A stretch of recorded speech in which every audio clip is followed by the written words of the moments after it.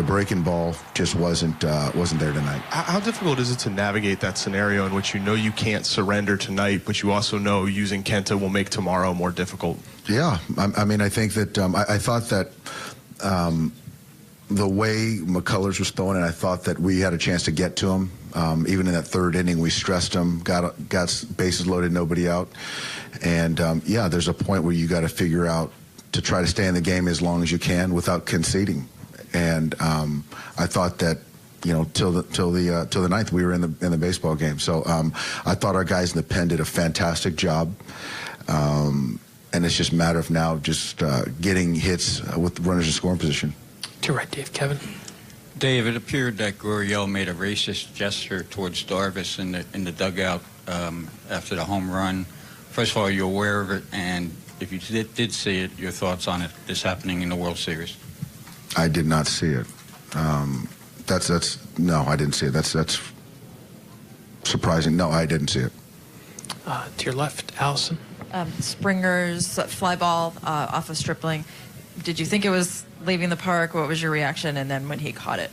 A big exhale, and that's a big, strong kid, and I thought he got just enough of it. But fortunately, I thought JT's ball he hit in the first inning was gone too. So, yeah, I thought both those balls were gone, but that was a big out for us. Anything else for Dave? Right here. Dave, can you talk about the pressure that goes into game number 4? I think we just got to go out there and pitch well out of the gate. Obviously, this crowd is into it, very educated, very enthusiastic, and they've got some confidence over there, that team. And, you know, it's up to us, up to Alex to go out there and set the tone, get a quick first inning and get us you know, bats got to come alive and keep getting guys on base, getting that big hit. But I honestly, I don't think we see it as pressure. It's just go out there and just try to play a good, clean game. Why do you think the big hit has been loose? I think it's just more of just guys going out of the strike zone. I mean, I think that you look at the opportunities that we did have, and pitchers seem to go to their secondaries. And when we're at our best, or when any offense is at their best, they stay disciplined in the strike zone. And I think right now we're chasing a little bit more than we usually do. And to your left, Richard. Dave, what did you think of Peacock? What impressed you about what you saw? I thought that he threw the ball really well. He had really good fastball command. The fastball to the outer half of the plate against our left-handers was riding. I thought he really competed. He got ahead, and we really couldn't square him up. Against the righties, the slider actually, I mean, obviously really plays. But I thought that outside of that Grandal at bat, that last one, we really didn't have many great at bats against him, a really great swing. So I know he got extended a little bit more, and AJ extended him 52, 53 pitches, but really he got ahead and put us on the defensive all night. Is there a last one for Dave? We'll get you the microphone, Brian. Hold on a second. Dave, it's obviously very early in the second, but what was your thought process in staying with you through the Altuve at bat? Well, I think that you got to try to look and project where you're at and understand you have 3 straight games to get through potentially, and to go to the pen right there, which I didn't want to do. I wanted to see if he can get through Altuve and get us out of the inning and maybe reset to get himself through the third inning. But after Altuve, that ball, and fortunately it didn't go out, stay in the ballpark, and I think at that point in time I had to go to the pen to go get Correa. But that was, yeah, I mean, that was the big spot right there, and could I've gotten him earlier? But you really got to be certain that you've got the coverage, and again, it's the matter of looking at using your pen, exhausting your pen when you're down 4-0, to then having guys ready for the next couple of days as well. One of the first things Dave Roberts was asked about in this post-game press conference was the struggles of Cody Bellinger. Nomar saying that he needs to slow down maybe a little bit. He's been a little bit on the defensive when it comes to his swings at the plate. He's now 0 for 11 with 7 strikeouts here in the World Series. What have you seen from Cody? Well, listen, I mean, Dave Roberts also touched on, he said, listen, he has to stay more in the strike zone. It seemed like he was swinging at a lot of pitches out of the strike zone. But I think it's more than that. And the reason I say that it's more than that, because there were pitches that he also got in the strike zone that he was either fouling up or he was swinging right through. through. And I think that goes back to the second thing that he answered about him. It wasn't just swinging out of the zone, but also trying to control himself and not trying to do too much.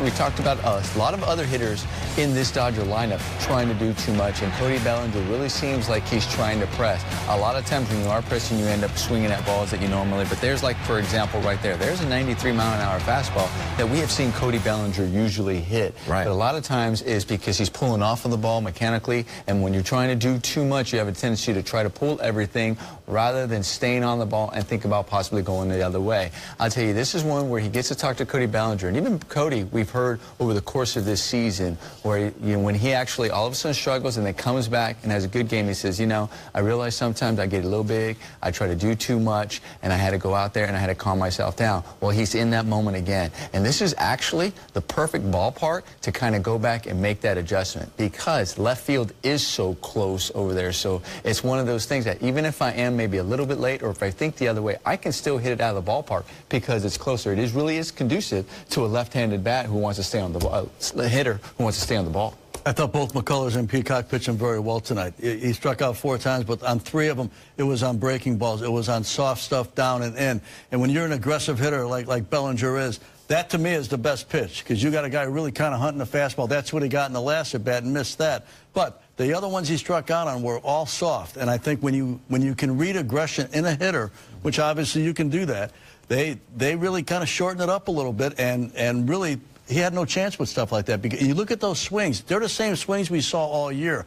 A lot of power, a lot of speed to it. But when you're swinging like that, and the ball is softer and down and in, you have no chance to hit that ball. All year, this has been a precocious young man, and he's finally now acting like a young man in this series. A little bit of youth is showing, but you know, even when he's made contact, it's been close or off the end of the bat. Remember the long fly ball? We all thought he hit a home run in Game 2 to really put that game in the balance. All of a sudden, that ball's off the end. Well, when he was making contact off the end, now he's even more aggressive right now, and the end of the bat is even gone. It's a swing and a miss. And sometimes recognize, I mean, here he is. He's been the big part of the middle of this lineup. I mean, there's no question about that and what he's meant. And we also know the power and how he can change the game with one swing. But it's one of those times we have to realize that it's not about me changing the game with one swing. Rather, as a big bat in the middle part of the lineup, just maybe finding a way to get on, maybe going the other way, doing something small, actually just lengthens maybe that inning and passing the baton, because other guys behind him have been able to do the job. But sometimes that just him, it also will reset him himself. One of the great attributes of Bellinger is his ability to reset himself and to adjust to situations. And that's what he needs to do overnight tonight. He needs to kind of slow it down a little bit. But of all the young players I've ever seen as a hitter, he may be the best one I've ever seen at his age to be able to do that. Now, you got the Fall Classic, you got the biggest stage going. It's not as easy as doing it in April or May or doing it down in AAA. But this kid is able to do almost anything. He might need to walk his way back into this series. Just take one walk. One walk, keyhole him. If I don't get the pitch there, it's probably going to be a ball, because Houston now knows he's swinging as soon as the ball leaves They their were hand. saying the same thing about Springer over there for Houston. They were like, gosh, all he needs that one walk. And when he got it, there it goes. He's taking off. So it's the same thing. Yep. All right, well, the Astros have now won back-to-back games in this World Series, games 4 and 5, Saturday and Sunday. The Dodgers sure hope there is a Game 6 on Halloween night back at Dodger Stadium. A Game 7 would be next Wednesday. Cody Bellinger struggling at the plate, chipped in with some nice defense on this diving play. The Dodgers fall in Game 3 and trail the World Series 2-1. We'll have more from Minute Maid Park coming up.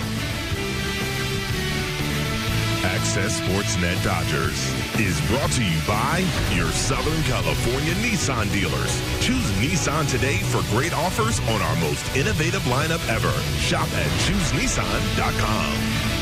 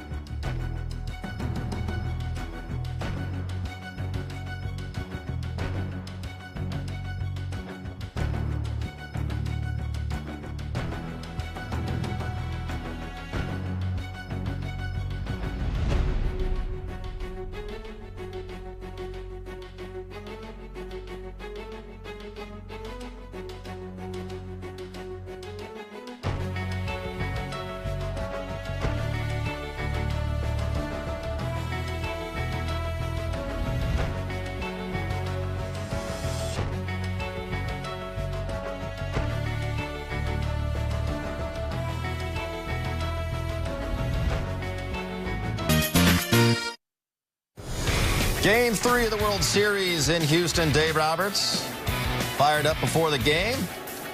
Looks like he's not worried one bit. Lance McCullers on the hill for the Astros. Corey Seager. It's a shot knocked down by Jose Altuve. Still has enough time to get Seager at first. You got to hit the ball real hard to have somebody bobble like that and still throw him out. That's how hard Corey hit that ball. Dodgers go 1-2-3 in the first. Yu Darvish, second Japanese pitcher ever to start a World Series game. Daisuke Matsuzaka was the other. This is George Springer, though, greeting him with a leadoff double. We talked about setting the tone. You hear Dave Roberts talk about it. He even said that in his post-game interview regarding Alex Wood for tomorrow's game. Setting the tone, hopefully getting that quick first inning, because not only does it settle the pitcher, but it also settles the offense. Okay, leadoff double fine, but he got out of the inning and you thought, all right, maybe he settled in, but hey, we're not missing. No, Yuli Gurriel does not miss that one. Solo shots to lead off the second. Astros jump on top 1-0. You cannot make a mistake up. Mistakes up tonight hurt Darvish. You're going to see a couple more here in the next few at-bats. You got to, if you're going to make a mistake, it's got to be hitting the dirt. Next batter is Josh Reddick. Goes the other way, down the left field line. We watch Yu Darvish throw the ball throughout this inning. It almost seems like his release point is behind his head. Everything is up and flat. He's not aggressive and out in front and confident. Those balls that are just lazy and up like that and hit really hard are just coming out of behind his ear. That's Marwin Gonzalez hitting one off the wall in left center. 2-0 as Reddick scores. Still nobody out. Next batter is Brian McCann. He drops one into right center for a base hit. That'll score Evan Gattis 3-0. And how many times do we say, the effectiveness of a pitcher, sometimes you don't even have to just look at the line. You can look at the way, the balance of the opposing hitters, how they're taking their pitches, how they're on certain pitches. These guys, I don't think they had many swings and misses at all against Yu Darvish, I know, in this short outing. And they even, the ones that he did throw for ball, they were balanced. Nobody was out, off balance, where usually we see that from Yu Darvish. He gets a lot of off-balance swings and misses, and there was none of that today. Yeah, this is Altuve banging one off the wall. McCann has to stop at third, second, and third. 2 outs. And that is going to be it for Yu Darvish, shortest outing of his career. Going just 49 pitches, going inning and 2/3. Kenta Maeda gets Carlos Correa to fly out to end the second. I thought that was one of the biggest at-bats of the game for a Dodger pitcher. That Maeda got him out, stopped the inning right then and there. You still got a shot. Top of the third, a close 3-2 pitch there taken by Chris Taylor. 3 straight walks to load the bases. We talked about it. Corey Seager at the plate, grounds to first. And this is a nice double play turned by the Astros. Little out in front. Every hitter will tell you when they're rolling over and hitting on the ground, they're not on their swing. They got him out front with a breaking ball. It started out looking like an up fastball away, which Corey loves. Ended up breaking, coming under his swing, turned into 2 outs. They were very fortunate there because McCullers just had his cleat touching the inside part of that first base. We got 1 run on the double play ground ball. Justin Turner grounds to short. And all they get, bases loaded, nobody out, is the 1 run. Dodgers have struggled with runs in scoring position throughout.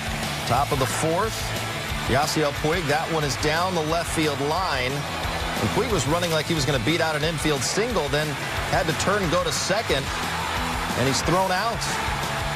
There's poor communication between George Lombard and Yasiel Puig right there. And Yasiel, as he comes around first, he gets the information to go, but then he has a hesitation step, and that is what killed him right there. That little half step of decision, instead of just trusting the coach or trusting his eyes.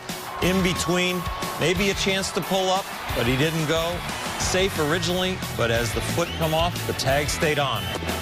Bottom of the 4th, Maeda gets Springer for out number 1. Bregman at the plate gets him as well. Scoreless 4th inning for Maeda. Top of the 5th, Jock Peterson at the plate.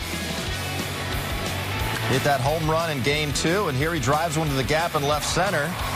And Jock hustling all the way out of the box has himself a 1-out double. Good job by Jock thinking double right when he hit that ball. without hesitation, getting himself in a scoring position. Good at bat, staying on that ball, going the other way. 2 batters later, Chris Taylor at the plate. And a diving catch by Springer keeps the Dodgers off the board once again.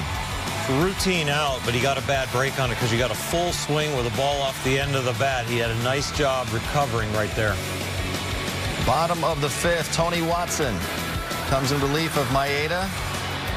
Gurriel grounds to short for the second out. After a Josh Reddick single, Evan Gattis. Swinging bunt. Back to Watson. Throw gets away. And Reddick coming all the way around. Scores to make it 5-1. This play there in the infield there cost him a run, kept an inning alive. Tough play here, but tough throw too. Into the runner almost, put Bellinger in a little bit of peril there. Had he really gone for it, he may have ended up with an injury to him. But typically the Dodgers do not have missed plays in the infield. This one kind of bounces in. You see where it puts Bellinger right in the glove path, is right in the way of the runner Gattis. Could have been a little bit dangerous there. There's a big run for the Astros to make it 5-1. Top of the 6th inning, 1 on for Justin Turner. It's one of those McCullers breaking balls up, and he hammers it down the line and left. Corey Seager stops at third, so second and third, nobody out. Good swing by Justin Turner. I'll tell you, if you even look at that swing, that wasn't a really big swing. It looked like he was more controlled, just thinking about, let me just barrel this ball up, gets rewarded. Something we need to see more from these Dodger hitters. Here's Cody Bellinger. Strikes out on 3 pitches. It's an inning where you have no out second and third, and you can get 2 runs with just 2 routine outs. One on the right side of the field and one in the air or on the ground if they leave the infield back. Brad Peacock comes into the game. Yasiel Puig grounds to second. That brings in a run. And it's 5-2. Chase Utley at the plate. That one gets away, skips through to the backstop, and here comes Justin Turner. It's a 5-3 game. Dodgers had bases loaded in the 3rd inning with nobody out, scored 1 run on a double play. And here they scored 2 runs, 1 on a wild pitch and 1 on a ground out. Base hits there change the complexion of the inning and the game. Bottom of the 6th, Brandon Morrow. That's George Springer at the plate. Grounds 1 to Turner. Uncharacteristically, he throws it wide of first. The portions of this game look like a holiday. Both sides exchanging gifts, gift runs, both ways. Altuve, 3 straight nasty sliders from Morrow to get him. I'll tell you what, even though after, I mean, you know, as a player, you know, Justin Turner feels awful that he made the error, having to have Morrow throw more pitches. But not only that, how about Morrow, though, coming back and picking up Justin Turner? Top of the 7th after a 2-out walk to Andre Ethier. Chris Taylor chops one to first. Gurriel dives. We're out number 3. Oh, we talked about the Dodgers. You know, the Dodgers, 0 for 7 runners in scoring position in this game. And it's like those big 2-out hits and 2-out RBIs are the ones that really get momentum back on their side, and the Dodgers were unable to do that. And here's a double off the wall, off the bat of Gurriel to lead off the bottom of the 7th. Tony Cingrani comes into the game for Morrow, facing Josh Reddick. The bunt. Look at the diving play by Cody Bellinger. Aggressiveness at the plate has hurt Cody, not getting strikes, but here the adrenaline, the aggressiveness of his defense picks up a huge out for the Dodgers. This could have been a catastrophe if it's deflected, but the soft hands and getting it in the glove, recording that out, keeping the runner at second. Josh Reddick not happy. Brian McCann, 2 on, 2 out, grounds 1. Diving attempt by Bellinger, knocks it down. The bases are now loaded with 2 outs. Ross Stripling comes into the game. And here's George Springer. It's Gets just a routine. 2-1 pitch. It's just routine fly ball. 408, 409-foot fly ball. There's only about 2 ballparks in all of baseball this stays in, and they're playing in one of them. Yeah, wow. Top of the 8th, still only a 2-run game. Corey Seager, though, goes down on that 92-mile-an-hour fastball upstairs. And then Turner, a 2-0 pitch. It's popped up. This is out number 2. Potentially a big inning for the Dodgers when you've got Seager and you've got Turner and you've got Bellinger. Not so tonight in the 8th. And the Peacock challenging Bellinger there, 93 miles an hour down the middle, gets him swinging through it. Top of the ninth, Peacock out there trying to close it out. Yasiel Puig punched out. Chase Utley, it's a little comebacker. Chase's postseason struggles continue. Just a steady diet of fastballs from Peacock. Grandal, the fly ball to right field. That's not going to be deep enough. They're going to have to crank up the machine in batting practice tomorrow in the cage and really get on to 93 and above fastballs because they've been missing a lot of them. Dodgers lose Game 3, 5-3. They trail the World Series 2-1. Yu Darvish tagged with the loss. He got just 5 outs, gave up 4 runs on 6 hits. Jock Peterson went 1 for 2 with a double and a walk. Logan Forsythe 1 for 2 with a stolen base in this game. We heard Dave Roberts in his media session talking about how Kenta Maeda will be the only pitcher who's not available for the Dodgers tomorrow. Goes 2 2/3, throws 42 pitches tonight. And really, the entire postseason, Kenta Maeda has been fantastic for this team. Been a great reliever, been a great find down there. Arm plays up, but you definitely have to probably give him rest. He'll be the emergency guy behind Stripling, behind Brandon McCarthy, because at 42 pitches and a guy who has trained most of the year as a starter, that would be a shock to his system to come back out, and you'd be risking injury. I know it's the World Series. You'd love to bring out one of your most effective pitchers, but I would think that the arm is going to be in a place where it's too stiff and too much soreness for him to pitch tomorrow. When you get to the postseason, you need a performance like this from somebody who can stop a game. 4-0 when he comes in, second and third. Pitched great to get out of the second inning. Really gave the Dodgers a lot of quality. You've seen many games turn in the postseason in October because of performance like Maeda. And it was a huge performance, and I'll tell you, okay, so he may not be available, and that's understandable because of what he had to do. At the same time, though, we talked about, in order to win the World Series, it's not going to be just one guy. You got to rely on everybody, so your fellow guys in the bullpen have to step it up. Your starters have to step it up as well, recognizing that this is an issue that especially a big guy who's been so important in this postseason like Kenta Maeda is out for the next game. Everybody has to contribute to pick that up, make up the difference, and go out there and execute. Edges throughout the whole game with base running, with defense, giving runs, pitching. The bullpen did well other than Kenta. Kenta's 2 1/3. The rest of the bullpen was 4 innings, only 1 unearned run. Watson throws the ball away. In hitting, effective hitting, not getting guys in from third, bases loaded, no out, not putting a crooked number up. There were just so many edges in this game. Yeah. It was so close at the end, but there's so many places the Dodgers can come back and look and say, you know what, we failed there. You look at that line score, 12 hits for the Astros, only 4th for the Dodgers, so maybe in some ways they were pretty fortunate, Ned, to be in this game the entire way. You know, the Dodgers, they're having, for either team, Houston had a bit of a rally tonight, but there really haven't been much of rallies in any games. There's been a lot of home runs hit. Today was a little bit more of a rally type of game. But the Dodgers need a rally. They need to get some confidence going, because confidence comes and goes. I don't care who you are, it does come and go. And they start to press a little bit. They just got to reset. They got to calm it down.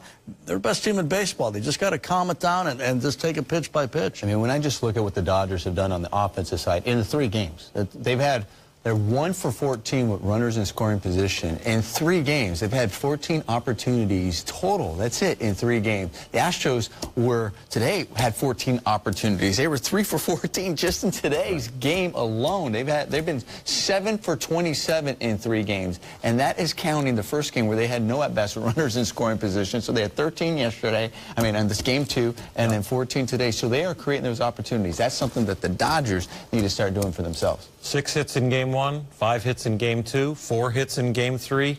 That's not going to get it done. They're going to need more. Need that trend to start going the other direction instead of downward. Still ahead, throwing error by Tony Watson gave the Astros their 5th run of the night and a frustrating game 3 loss for the Dodgers. We'll have more from Minute Maid coming up.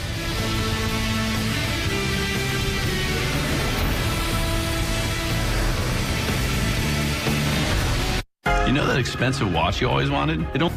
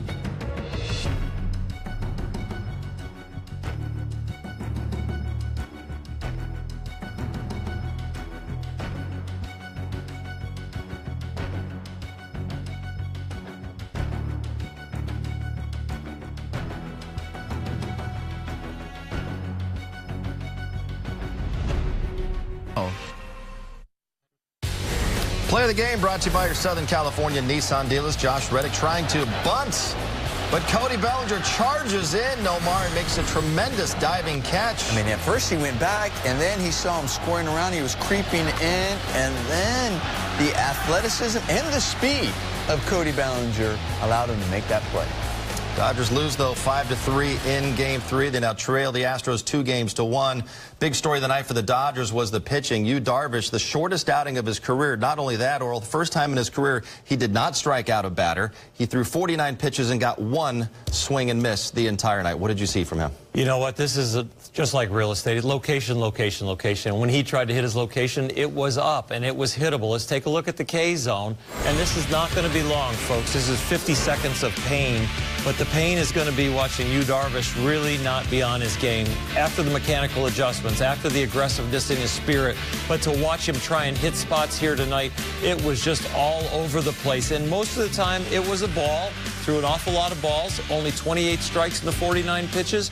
But when he did throw balls in the hitting area after trying to keep the ball down and leaving it up, they also got bad on the ball and hit it hard. This is really not a good highlight film, but it just shows you how bad he was missing. Prior to the game we were talking about, you are in a hitter's ballpark, a ballpark where the ball flies, it's very hitter friendly, where Houston Astros are very comfortable in that batter's box. They are looking to launch there. So you say, oh, what's the key to combat that? Keep the ball down and away, and he wasn't able to do any of that. But he had experience pitching in this ballpark, Ned, many times throughout his career. Yeah, had a lot of success there, but every game's a different game. History tells you a little bit, but history doesn't tell you everything. Every game is unique to itself. He'd missed a lot of pitches up, and you can't do it, especially that team. That's the best hitting team in the American League and the best hitting team in baseball. You make mistakes with them at home, you're going to pay for it. Yeah, I think, you know, he just didn't have it today. This is one of those days. This is one of those days where they went out and like, wow, Yu Darvish went out there and they just beat him and they got him today. You just didn't have his stuff today, and we saw that. There was just no command. It's different if you saw him hitting his spots and they were on every pitch. It's so funny because somebody was like, oh, is he tipping pitches again? Because I know at one point, I'm like, no, when you look at that, it had nothing to do with tipping pitches. He just couldn't hit his spot and they were ready for it. Yep. Despite all of that, Dodgers had an opportunity to win this game. Yeah. They had a long time to come back. It was 4-0 after the second inning. They had many opportunities, bases loaded, nobody out, get one run on a double play. Second and third, nobody out, get one run on a ground out, get another run on a wild pitch. They had many opportunities. You can't have 4 hits in a game like this and expect to win. They spotted them 4 runs. I get it. But they still had opportunities to come back and win it because of my 8 in the bullpen. All right, see if the Dodgers can get the bats going in Game 4 because they're awfully quiet tonight. Justin Turner with one of their 4 hits. That was a double. We're going to need to see more of this on Saturday in Game 4. We'll have more on the Dodgers' Game 3 loss to the Astros coming up.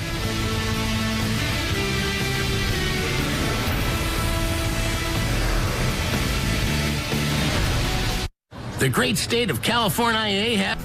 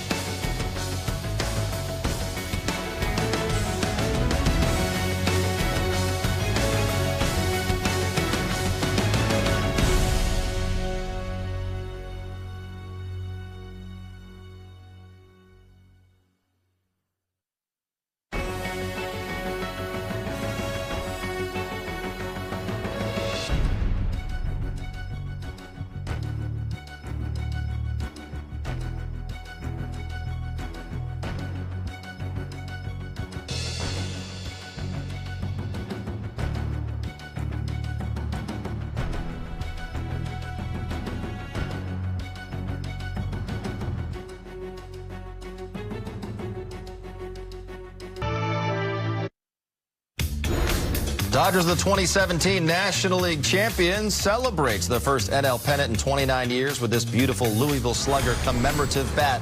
Only 2,017 bats will be made, making this a one-of-a-kind item. For more information, just call 866-280-BATS or visit BigTimeBats.com. It was a tough night for Cody Bellinger with the bat in Game 3 of the World Series. Let's hear from him right now with the media. Numbers are what they are, but do you feel lost, or do you think it's just one swing from getting back there? Honestly, I felt good. I mean, that's what happens when you face Keuchel and Verlander. Had a few bad at-bats today. I'll be the first one to admit it. But, you know, I've been in situations like this before where I've had 4 strikeouts. Next day, you know, 4 strikeouts again, and it just takes one swing to get out of it. And so I feel fine for the most part. If you're in a situation like this, are you more likely to study more video and dwell on it more, or are you more likely to withdraw from it? Just kind of thought. For me, it's more of a feel thing now. Probably a little more time in the cage just to kind of get back to what I was doing a few days ago. I think today was the first day where I kind of felt out of place. It felt really good against Verlander and Keuchel, just no results. Are you seeing, I mean, as far as seeing the pitches and seeing them earlier? I would say I was seeing it well until my last 2 at-bats today. And like I said, that's baseball. I've been feeling worse at the plate, and like I said, I'm not too worried about it. Hopefully I can get out of it pretty soon. So the Dodgers shouldn't be sitting there tonight going, oh, it's a World Series, you might be getting nervous, right? No, I don't think so. If they do, then I understand. But like I said, they've seen me get out of slumps like this before, so we'll see how it goes.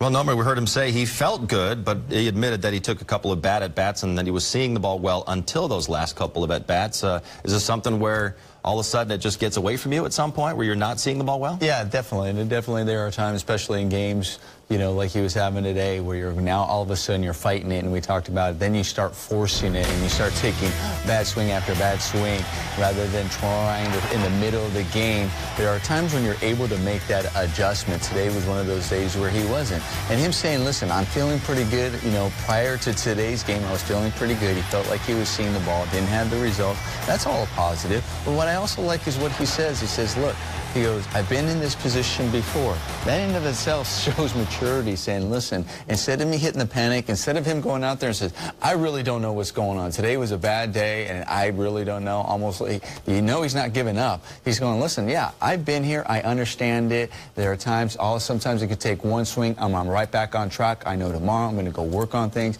He also knows what he usually does when he does have these moments to get himself back on track and have that confidence when he steps back into the batter's box. You can learn from today, too, because Charlie Morton tomorrow is almost the same kind of guy as McCullers in a lot of ways. You're going to see a lot of sliders. You're going to see a lot of balls that are going to go to the back foot of a left-handed hitter like Bellinger. If he lays off, makes him go 1-0, 2-1. Sometimes like that, he's going to have to come in with a fastball. Maybe that's what Cody Bellinger needs. Be a little bit more patient. Make the pitcher make a strike, throw a strike. Don't swing at pitches out of the zone. Easier said than done from where I sit, obviously. But yeah, Morton's a lot like McCullers in a way. Right. McCullers got a curveball, but it's really got the action almost of a slider. I love the makeup, and I love the thought in his quotes there in the interviews, because that rhythm is the rhythm he needs to kind of take into the box. He had a clear mind. He wasn't winking, blinking, and nod. He wasn't stuttering and stammering. He was thinking through the interview. He was giving a good answer, and that's what he kind of needs to take into the box, just to get that nice, solid, calm rhythm, because the adrenaline of the moment and that crowd noise and the situation of the hitting, it's going to take him to a level where the ball's going to go far enough when it leaves at bat. Right. All right, well, let's hear from Corey Seager right now at Minute Maid Park, standing by with Alana Rizzo. Yeah, you know, yeah, you're right. You didn't have it tonight. He grinded, he battled, just didn't have it. That happens sometimes, but we got to pick him up. We scratched. It just felt like we missed that one big hit to kind of get things going. Pullers is known to naturally throw that curveball. Just what did you see from him tonight? Yeah, you know, he was effective. Was in and out of the zone. Had a good curveball tonight. Had us off balance. We just couldn't scratch any off him. Is the loss in game 2 loom larger in this one now? Not really. You know, you forget about tonight and you got to prepare for tomorrow. Reset and come back and be ready to play tomorrow. This is the first time in this postseason you guys have been down in this series. What mentally does that do to you guys? Not a whole lot. Same thing. You know, it's still a best of 5. You got to come back. You got to be ready to play. You got to stay focused and just got to reset. You know, they go out their whole season having such a great rookie season, what expectations come by the end of it. What do you see happening with Bellinger right now, and does it concern you at all? Nothing really at all. He got pitched really tough tonight. That's a tough matchup. You know, he's got a really good back foot slider. He expanded a little bit, but that happens. Nothing to really worry about. And Bellinger's going to be all right. He's going to come back tomorrow, and he's going to be good for us. And for one of the few times this year, this wasn't a cleanly played game like you would want it to be. Yeah, exactly. You know, we didn't play a very good game at all. Threw some balls away, kicked some balls around. They advanced. They scored on some. You know, that can't happen. We'll figure it out. We'll get ready, and we'll get back to playing good ball. Because you talked about, you know, forget about this one and move on to the next one. And while the next one is not, you know, a must win, it is a very, very important one. Yeah, you know, it's a really important one. You don't want to get down 3-1. You got to come back. You got to be intense. You got to be into it. You got to grind out pitches. You got to find a way to win. You know, sometimes it is great to just visualize success. Let's see a lot of hits like this one. In Game 4 on Saturday, the Dodgers will have a chance to even the series at 2 games apiece. More reaction coming up.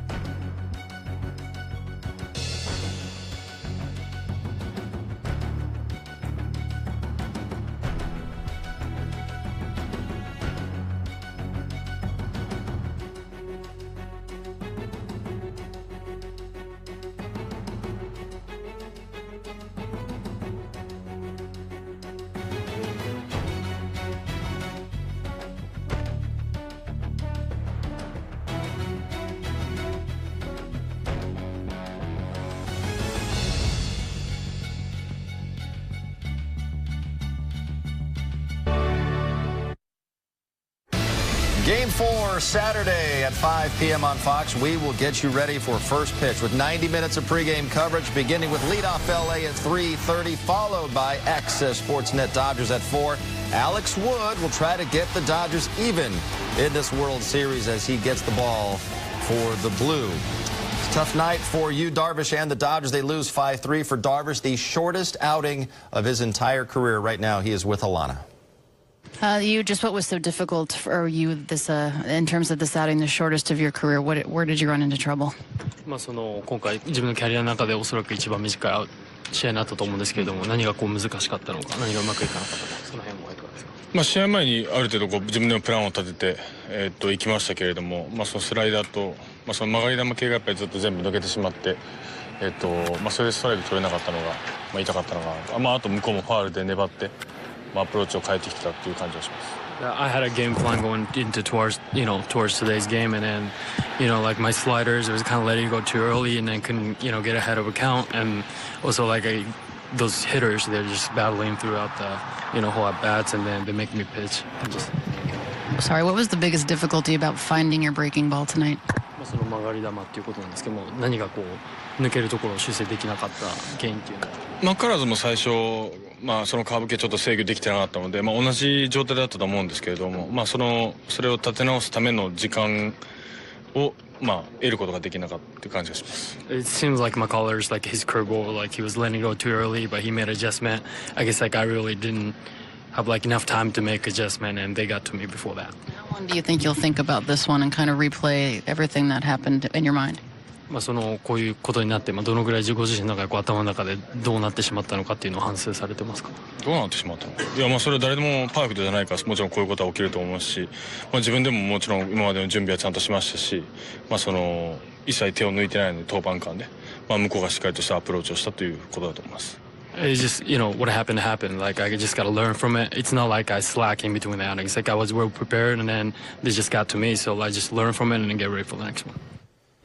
Alex Wood won 16 games during the regular season. Now the Dodgers could badly use the first postseason win of Wood's career. We're going to look ahead to Game 4 next.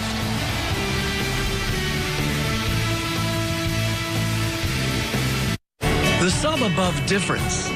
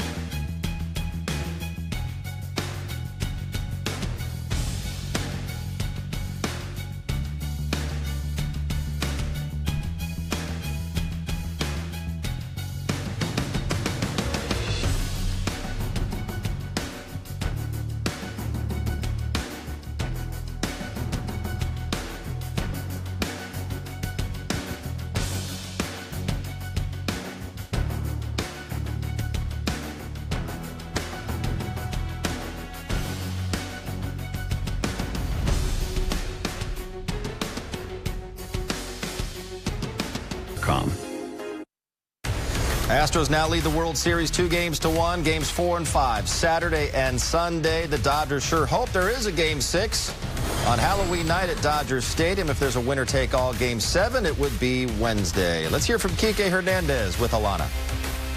How do you think this team has done such a good job of not thinking about the wins, not letting those carry over, as well as those losses? It's baseball. Every day is a new day, and that's the motto. You can't have your highs can't be too high, your lows can't be too low, and we've been through it all this year. We've had, I think it was 3 10-game winning streaks or something like that, and we also had like a 30-game losing streak. So it's all about how you come back the next day, and we've done a pretty good job all year long of forgetting about yesterday and worrying about today. So today it was unfortunate that we had one bad inning, but apart from that, we're going to come back tomorrow and do what we've been doing all year long. And, we still have a lot of baseball left in us, and this series is far from over. Dave Roberts was asked after the game about the pressure on the Dodgers to win Game 4. He just said they need to pitch better, and it's going to be on Alex Wood looking for his first ever postseason win. Yeah, we need a big game out of Alex Wood, and the Dodgers would really do well to break on top. Breaking on top in this game is going to be huge.